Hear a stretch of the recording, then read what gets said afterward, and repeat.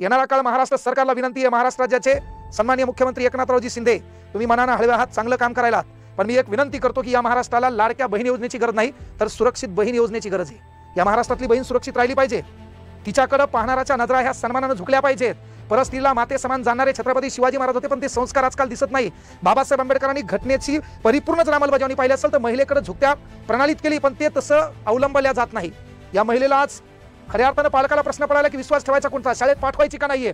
म्हणजे ही घटना जर साधी सुधी आहे का, तिच्या लग्नाचा प्रश्न आठवा, मोठी झाल्याच्या वर्गात बसणार बाजूच्या मैत्रिणी काय बोलणार आहेत त्या प्रश्न आठवा। म्हणजे तिला जीवनभर हा त्रास सहन करायचा आहे। ती आज 3 वर्ष 8 महिन्याची, या नात्याने तिच्याकडे पाहू नका। येणारा तिचा मरेपर्यंतचा इतिहास आठवा, तिला जिवंतपणे त्रास होणार तू आठवा। याला तुम्ही काय करसाल, अटक करसाल, या भेकरसोडत फाशी बी दिली, हा मरून मोकळा होणार आहे, पण ती नाही, तिच्या मागे ती वेदना सदैव राहणार।